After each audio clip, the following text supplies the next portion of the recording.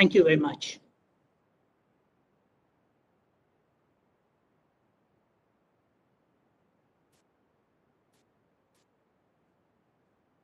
Thank you, Mr. Poddar. I now request Mr. Swadesh Chatterjee, Chairman and Co-founder, U.S. India Friendship Council, to present the opening address. Over to you, Mr. Chatterjee.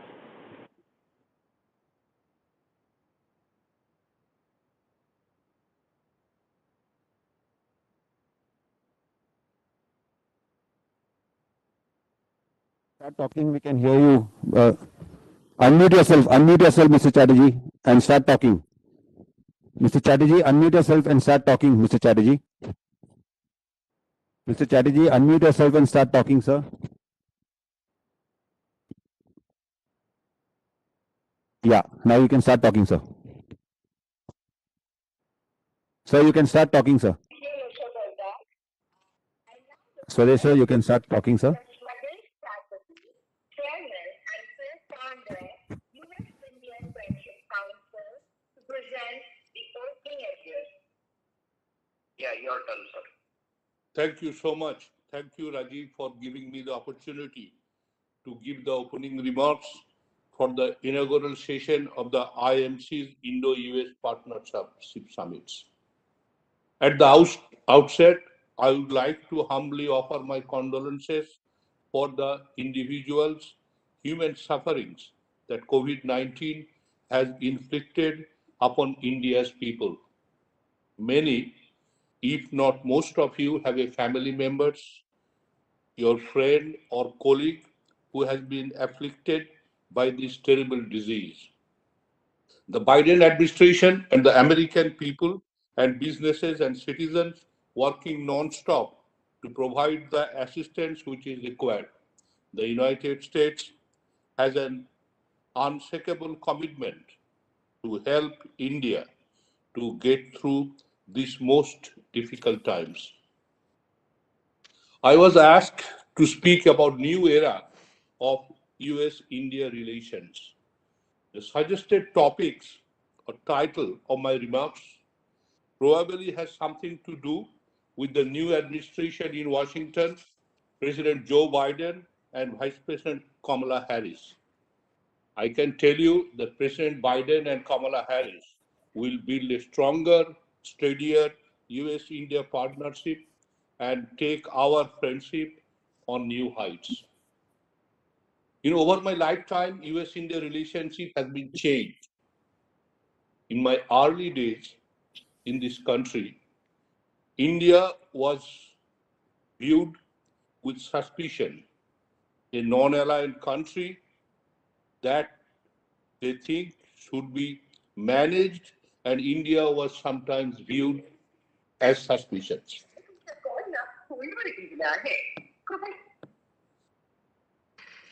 But in the geopolitical chess game, it was a country to be managed, not partnered with.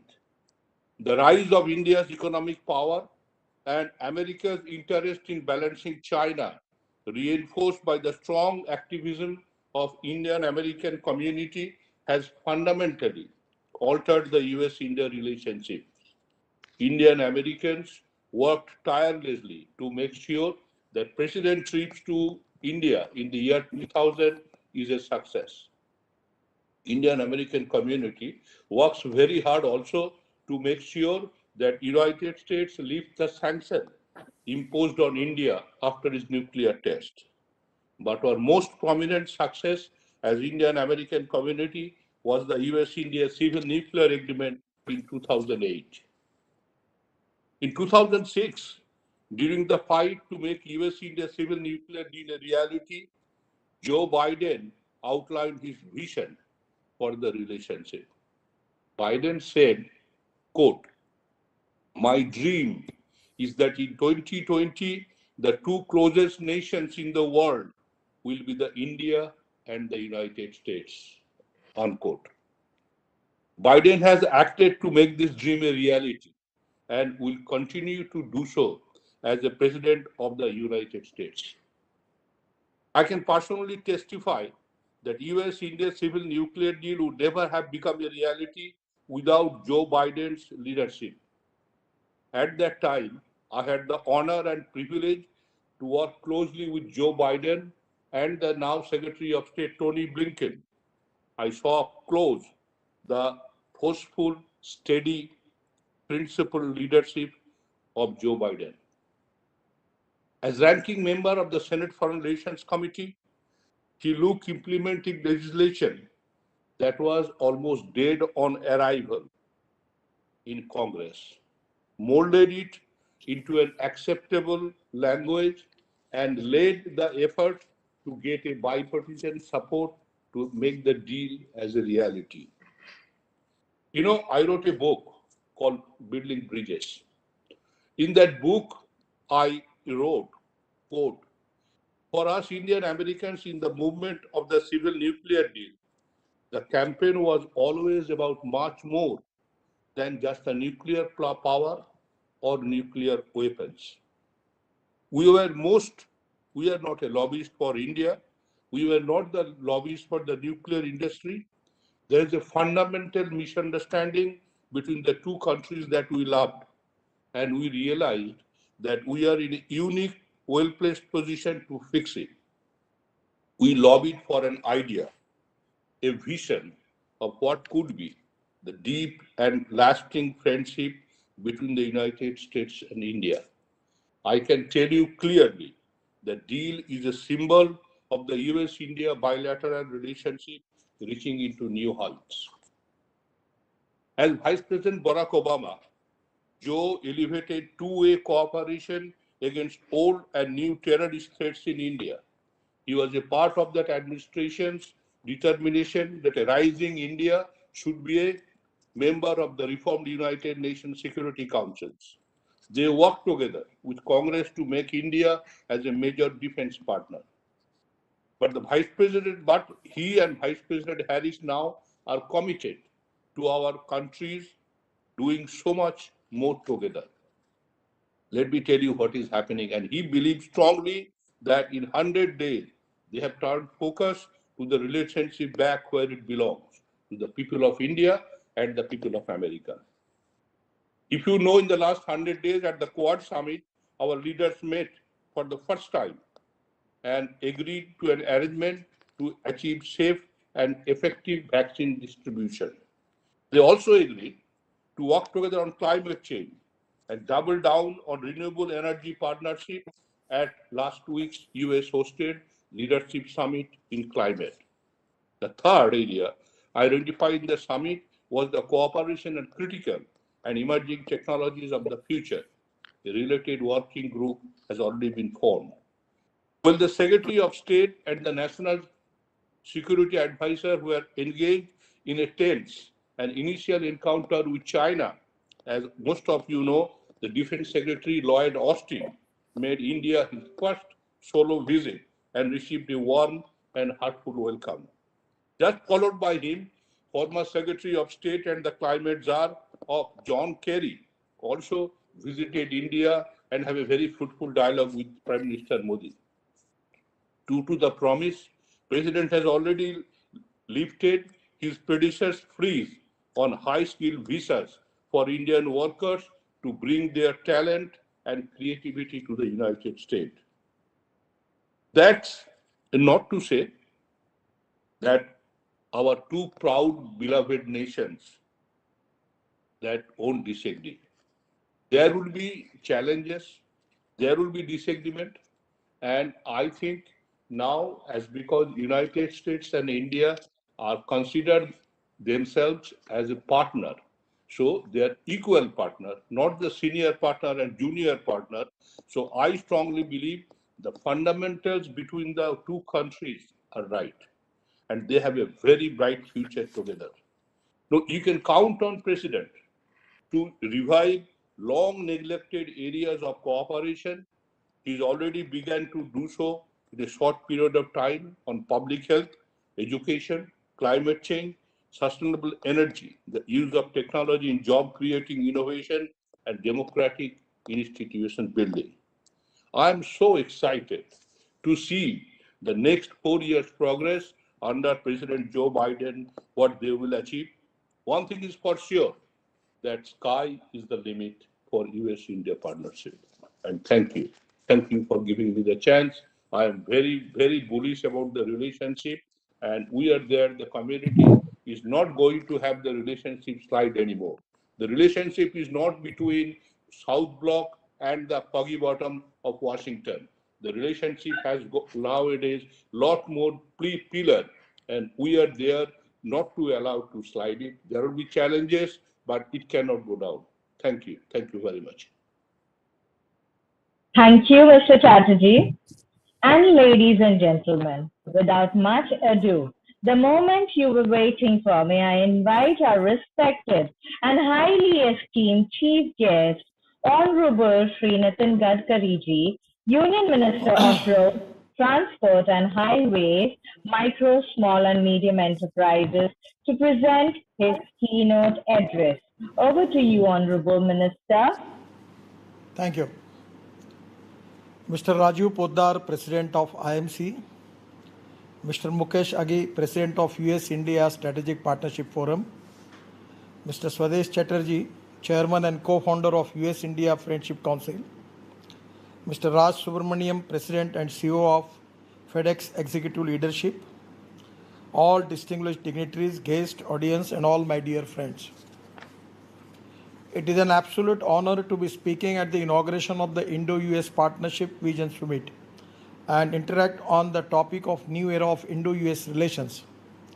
I would like to congratulate IMC and USI SPF for initiating discussion on Indo-US partnership, as this would be the most important and strategic partnership of the 21st century.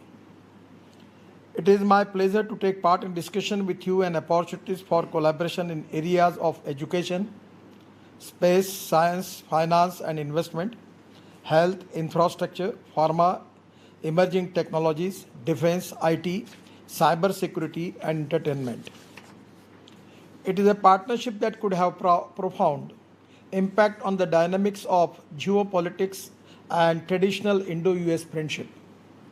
On a strategic front, our bilateral relationship has always ensured peace, prosperity, security and stability across the both regions. Both countries are working to address contentious issues to make the partnership based on mutual trust, respect and complementarity. We stand hand in hand ever against terrorism and authoritarianism. The United States renamed its Pacific Military Command to the Indo-Pacific Command and emphasizing the importance of the Indian Ocean region and India as its pivotal nation. India and the US have reached in principle agreement in the area of defense, security, energy and trade. In the new era of relationship, the national interest of India and the United States are converging, and there is growing confidence between the both administrations that all outstanding trade issues will be resolved and major trade agreement will be signed soon. India has reached democracy, integrated demographic and cultural difference and huge demand. But we both strongly believe and committed to the development of the society that is livable, workable and sustainable for all. Policies like the National Infrastructure Pipeline (NIP) for 2019 and 2025 is the first of its kind, and government is exercised to provide world-class infrastructure to the citizens and improving their quality of life. Under the National Infrastructure Pipeline, there are more than 7,300 projects to be implemented at rupees 111 lakh crore, that is 1.4 trillion US dollar by 2025. It aims to improve the project preparation and attract investment into infrastructures like highways, railways, ports, airports, mobility, energy, and agriculture and rural industry. I always use this quote by former US President John F. Kennedy, that American roads are not good because America is rich, but America is rich because American roads are good. This is the slogan which is already written in the wall of my office. So this is one of the inspiration, and today We are the highest in the world as far as the road construction is concerned. It is 37 kilometers per day. And that is really a great achievement for the country. Having the second largest road network in the world, the government has set a target of constructing road worth rupees 15 lakh crore, that is 212.80 billion US dollar in the next 2 years.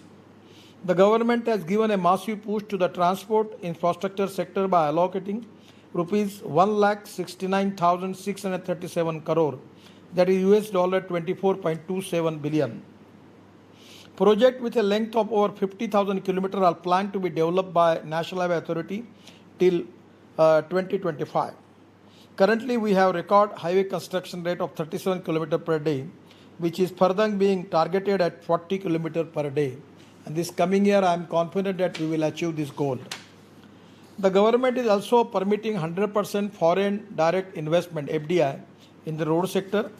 Our government is developing 22 green express highway and access control corridors of the length of 7,700 kilometers at a capital cost of 3.32 lakh crore.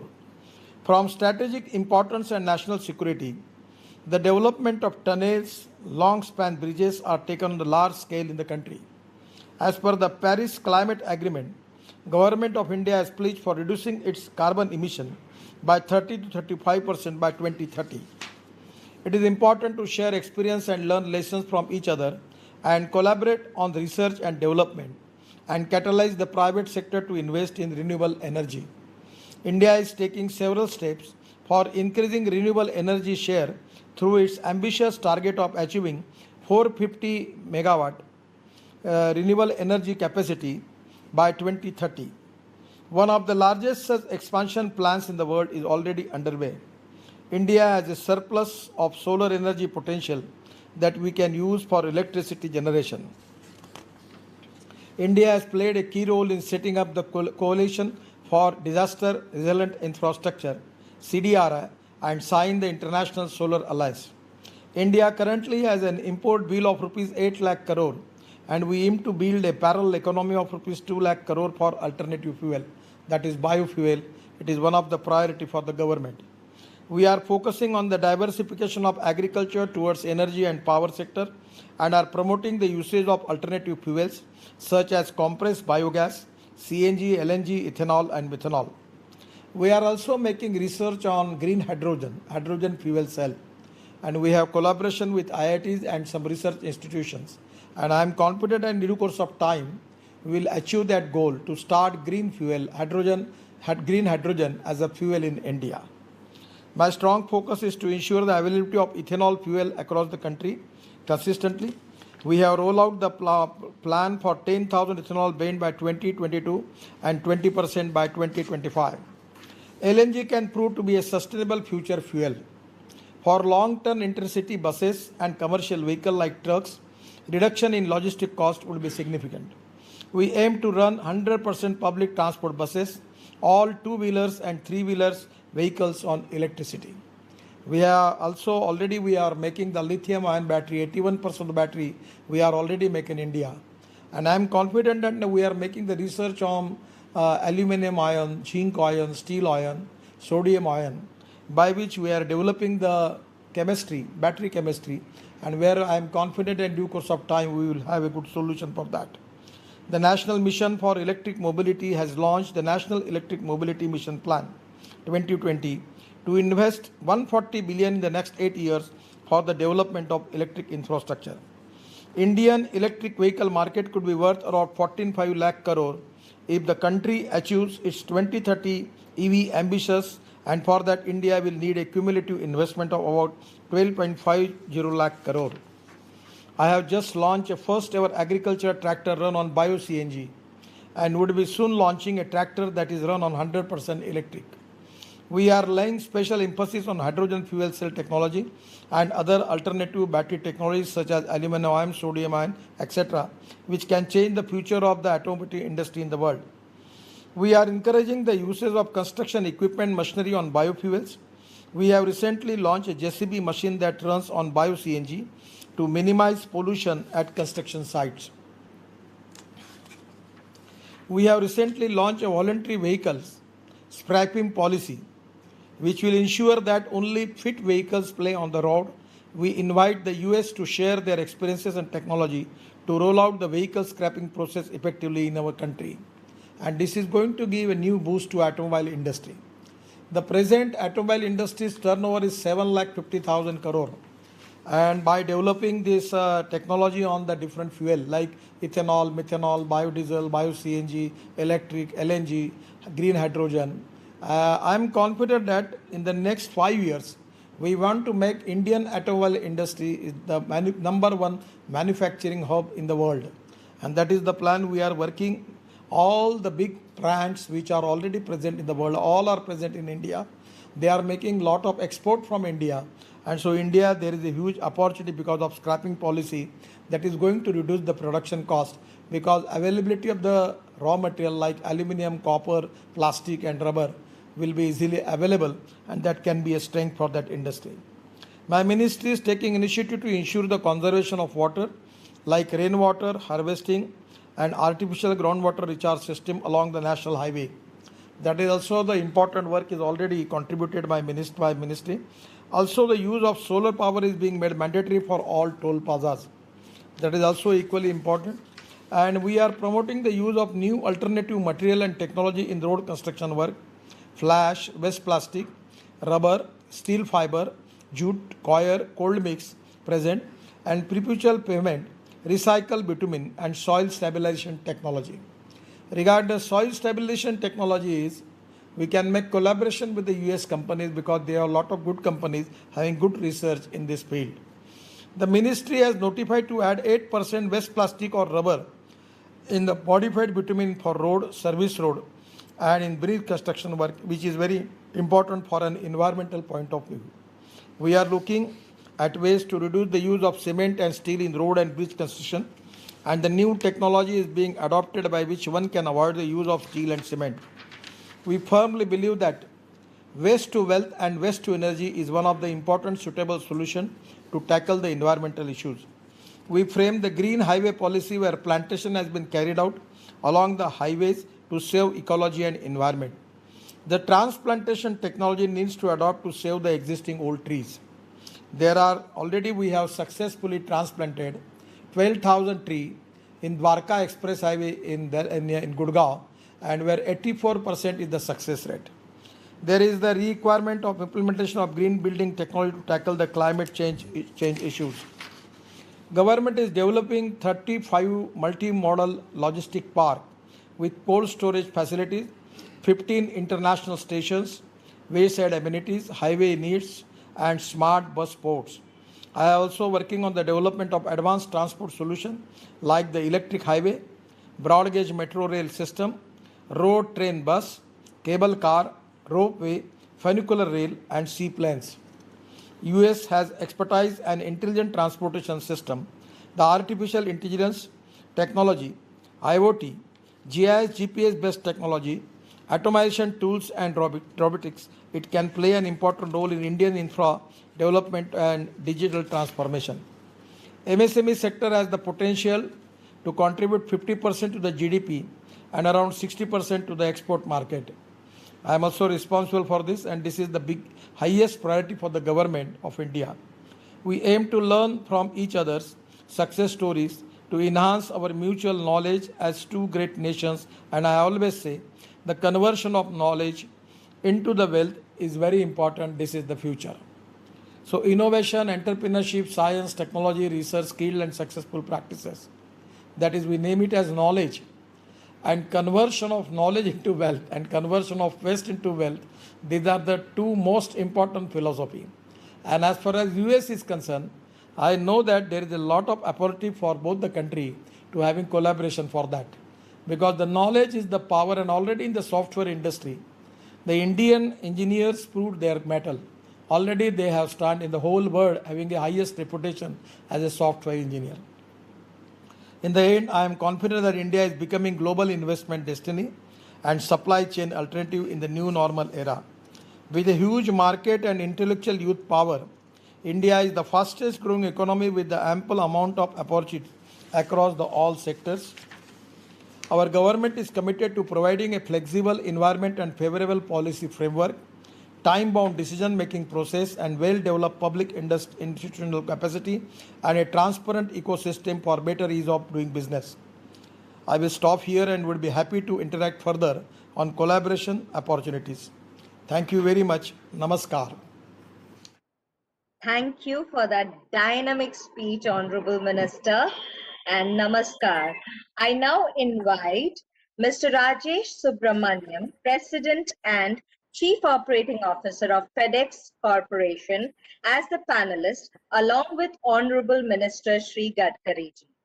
To moderate the session, I hand over to Dr. Mukesh Aghi, President and CEO, U.S. India Strategic Partnership Forum, along with Honorable Minister Shri Gadkari ji.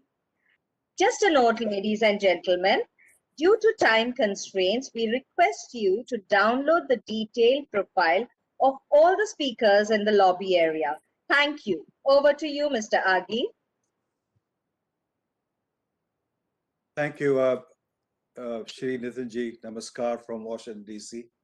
And thank you for your opening remarks. And Raj, welcome. Raj is the President and Chief Operating Officer of FedEx, the largest transportation company in the world, with a revenue of almost $79-80 billion. And he's also a member of US ISPF board. So it's both honored to have both of you on the call. I'm going to get into question session. We have approximately, I would say, 27 minutes. And so I'm going to ask my first question to Shri Nitinji. American companies are looking for investment in infrastructure. And India needs to spend, as you mentioned, over $1.4 trillion in investment into infrastructure to build the country moving forward.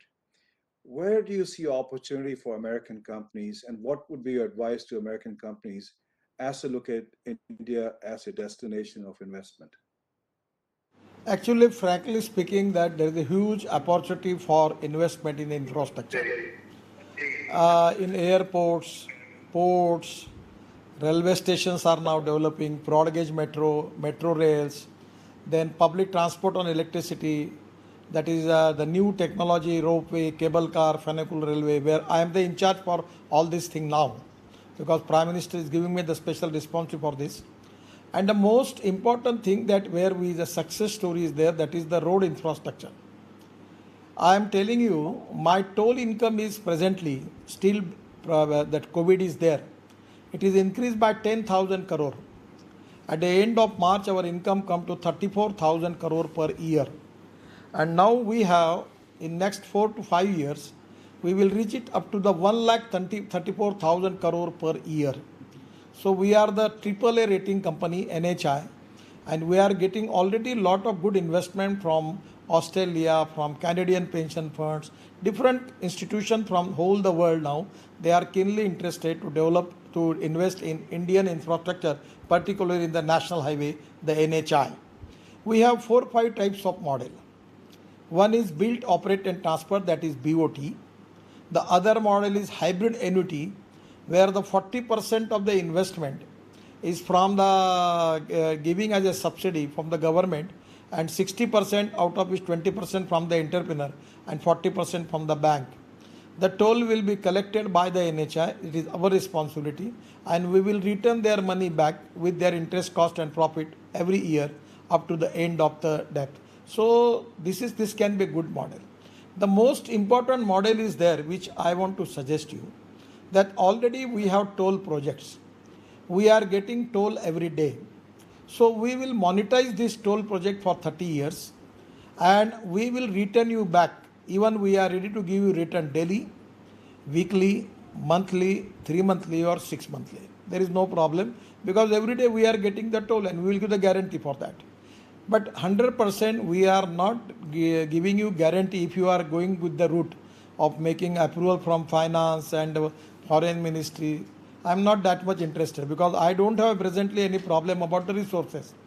There is 100% already permission for investment in infrastructure. So you can invest in this project, we can monetize the project.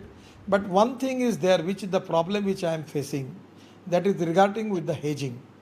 Now present interest cost, the Indian bankers are giving good support to us. We don't have any problem. But the present interest cost and your interest cost, by calculating the cost of hedging, there is a problem. And for giving money to NHI, I only take your money in rupees. So you have to make the hedging of that. That is the problem. So for that reason, you have to cover your investment with hedging and then invest into NHI. We are open for any model. Our balance sheet is very good. Our toll income is good. We can even make extra account for that. We are making green highways. Now I am giving the example we have just completed. I am going to inaugurate that Meerut Delhi Express Highway. Actually, it was taking from Meerut to Delhi 4 hours, but now it is with the 45 minutes. We are making from Delhi to Dehradun 2 hours. We have started the road construction. Making Delhi to Haridwar 2 hours. Making Delhi to Chandigarh in 2 hours and Delhi to Mumbai in 12 hours. Already 50% of work has already completed. We are making Delhi to Jaipur as e-highway, where we are having discussion with Siemens and other companies. So everywhere there is a opportunity for technology, opportunity for investment. But some are the constraint where as far as the government procedure, where there are a lot of complications, then we have to take the clearances. So my suggestion is, as a directly FDI 100% already allowed for infrastructure investment. If anyone is interested, you can make direct collaboration with NHI and we can make it. That can be easy thing. Then other issues are airports, ports, then highways, power sector, green power, solar power, all of the sector. There are a lot of huge potential is there. India is the fastest growing economy. The internal rate of return is very good and you will get good returns as compared with USA. I am confident that you will get at least 2 times more returns in investment in India. Thank you for this, I would say, a very strong pitch on investment and return on the investment. Let me go to Raj. Raj, FedEx, you have centers all over the world and you have been moving a lot of goods. In fact, you've been talking because US ISPF, in partnership with the FedEx and other US companies, have committed to move 100,000 oxygen concentrator to India. And the shipments are arriving in with a lot of challenges. First one came in and a second one came in this morning with 1,000 concentrator. Raj, when you look at the overall scenario with the COVID issues, what are the challenges you're seeing and what are the opportunity? And then I have a follow-up question on that, and that is, when do you think and what do you need to set up FedEx India as a hub for the region also? Well, thank you very much, Mukesh and Honorable Minister. It's wonderful to hear what you just talked about. FedEx has been in India for more than 25 years, and we have thousands of FedEx employees in the market. And we are the only transportation logistics company that operates out of 3 airports in India, and we also have a vast infrastructure within the country. So I was very excited to hear what the Honorable Minister just talked about in terms of speeding up the road networks, because that's going to be absolutely critical going forward in terms of moving goods in just-in-time mode and supply chain efficiency. So I thank you very much for those comments. Now, specifically regarding the activities on COVID-19, just because of the fact that we have the global infrastructure, we are, it's like when your neighbor's house is on fire and we are the one with the hose. We run to the neighbor and hand them the hose. We get a lot of people donate money and different things, but we have the unique ability to actually do something physically and make that happen. So, as you said, about 8 hours ago, 9 hours ago, a FedEx plane landed with thousands of oxygenators. Part of that is donation through the US ISPF program, others coming through other customers. And we have flights every day now coming in with those. Now, COVID-19 has been a very interesting time for FedEx because, from the very, very beginning of this process, we have been there's a sense of mission at FedEx about this is who we are and what we do. And we have been supplying healthcare supplies all over the world. We've been distributing hundreds of millions of vaccines around the world. And so we have the infrastructure, We are ready to do it. In fact, we feel it's our mission to do it, and we are, making a difference. And I think the first shipments have started arriving as of this morning, but this is the first of many. We in fact have a full charter airplane that FedEx is donating, and that's coming next week. And I opened up to the CEOs in America, and within minutes that plane is already full. So it's just, so there's lots more to come. But again, we are very happy to do our part in solving the problem that there is in India right now. Thank you, Raj. My question back to the Honorable Minister is, one of the key portfolio beside the road you manage is the micro, small, and medium enterprises. That, as you mentioned, is 50% of the GDP. But more important, that's the biggest job creator in the country. And what is your message? Because U.S. companies end up coming, large companies keeps on coming, and they invest in large environment in the industry itself. What are your plans to encourage U.S. companies to partner with the micro, small, and medium enterprises to grow that industry itself? Actually, presently in our GDP, our MSME contributes 30% of the growth, and 44% of the export of our country is from MSME. Up till now, we have created 11 crore jobs. Now we have changed the definition of MSME also. That is also the good thing. And now we are expecting that we will increase this GDP contribution up to 50% and 60% export of our country from the MSME. Now we have 115 aspirant districts which are socially, economically, educationally backward. And our GDP contribution in agriculture, rural, tribal, and the forest area is very negligible. But there are different type of raw materials available, just like biomass, bamboo, and other thing. Now there are a lot of technology where we can make bio CNG, which is very important for Indian situation, because our import bill for the crude oil is 8 lakh crores. So now we are working on ethanol. America has got a lot of company, they have got ethanol. They are making from corn. Now government is giving permission to making ethanol from corn, ethanol from rice, ethanol from food grain, and the second generation ethanol, that is from biomass. Even we can make bio CNG from biomass.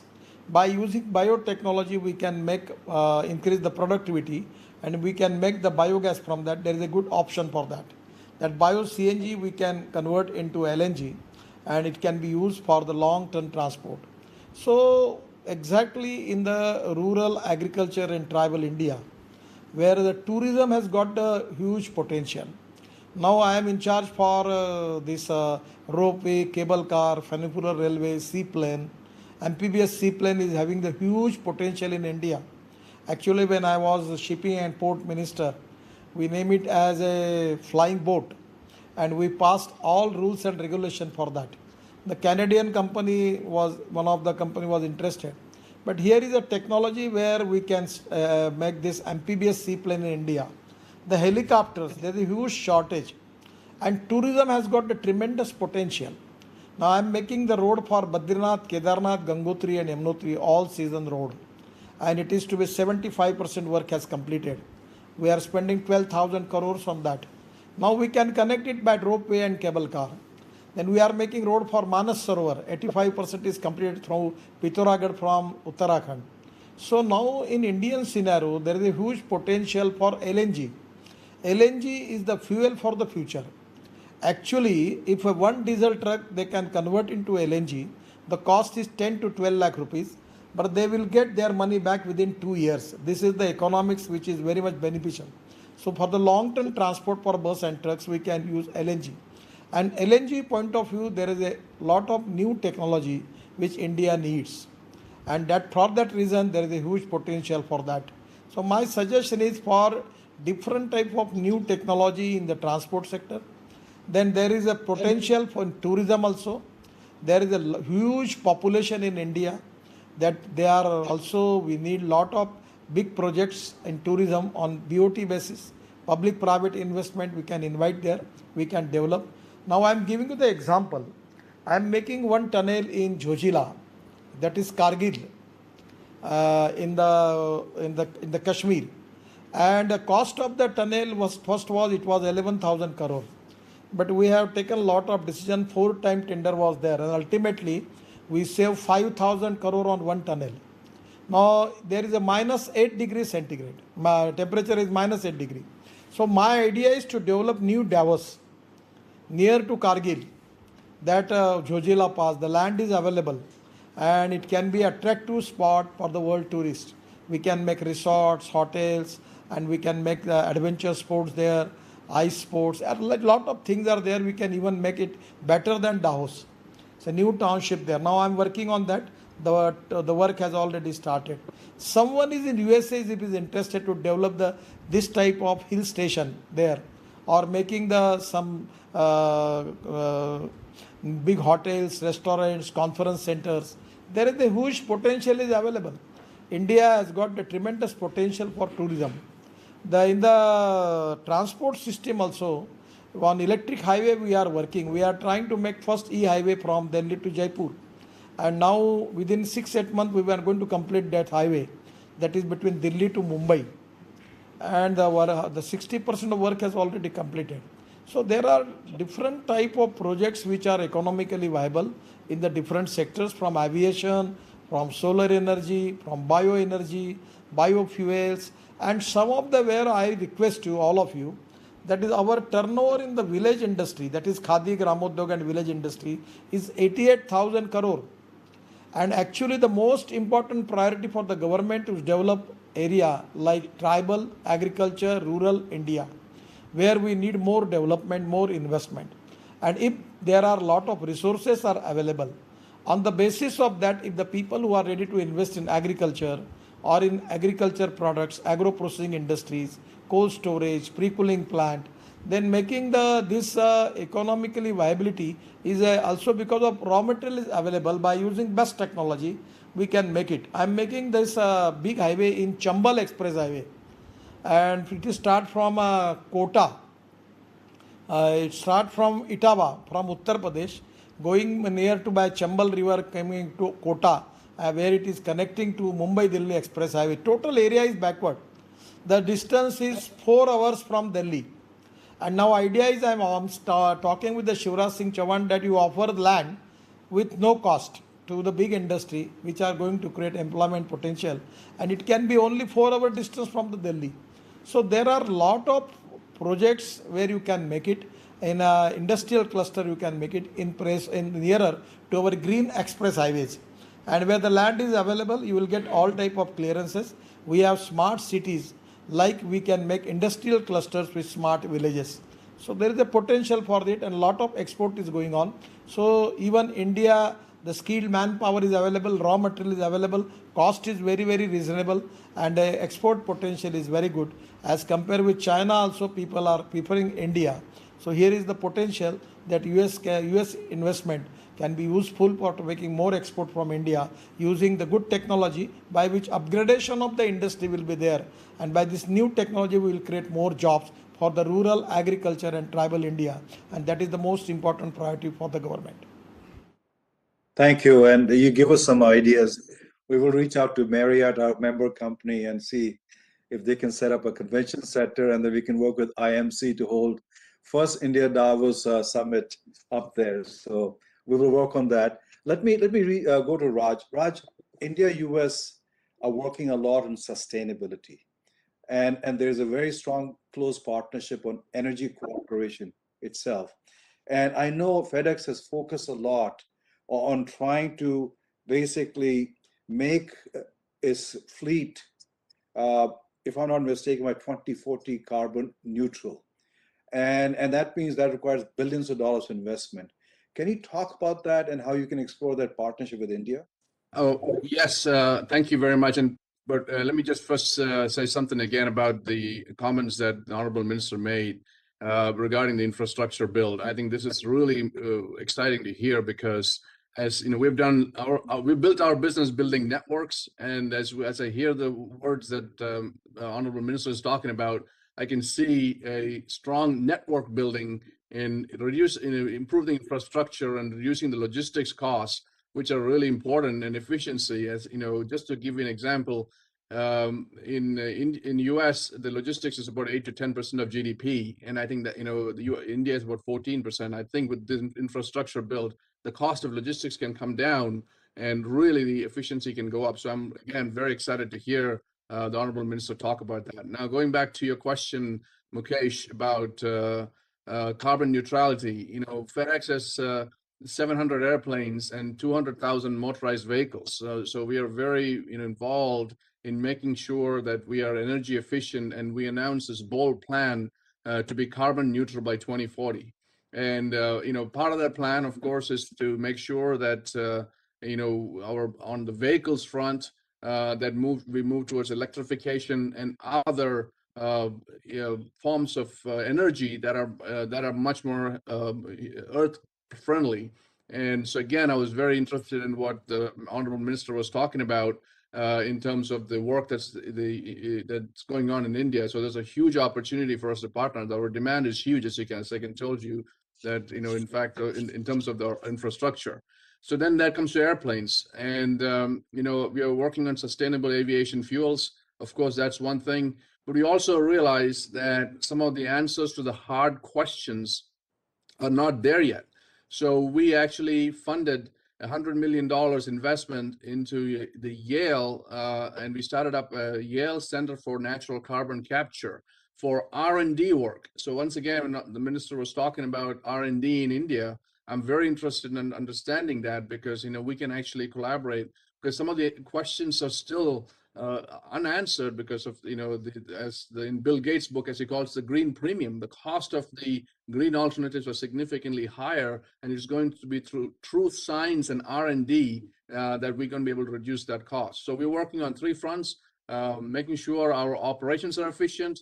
We're working with our customers to reduce their footprint, so we have green supply chains. And three is working on innovation and R&D with like-minded partners to make sure we find answers to difficult problems that we haven't solved yet. Thank you. I know the minister has to leave, and so I'm going to come to you. One is, Honorable Minister, when you look at the U.S. India partnership, yes, we talk about the infrastructure, which is physical infrastructure, but there's a digital infrastructure, and the economy is moving more and more in that. Any thoughts on that and your closing remarks?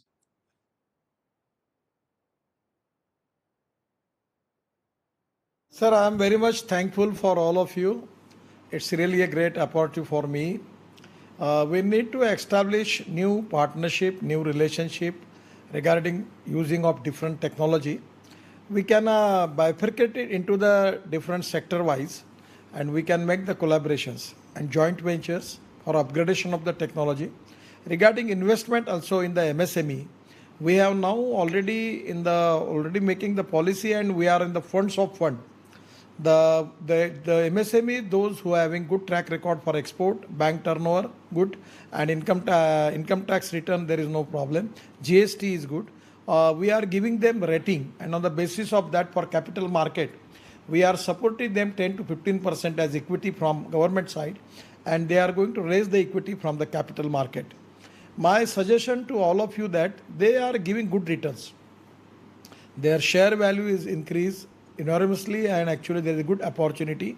So I will request you, if you can invest in Indian MSME, that can be a golden opportunity. You can identify the track record, and we will certify on the basis of 4 track record. We can give them their credit rating, and they are doing excellent jobs, and it can be a great thing for them. With the investment and with the upgradation of technology, 100% they have got a huge potential for the export. So these are the field also where you can think about it. It is really a good start. I'm giving my special thanks to all stakeholders, all office bearers of both from Indian side and USA side. And whenever you need any type of cooperation from my side, from my ministry, my doors are already open for all of you. I will try to help you. Thank you very much. Namaskar. Thank you, Honorable Minister. You've been always open and available. And Raj, thank you very much. Wish you a good day and look forward to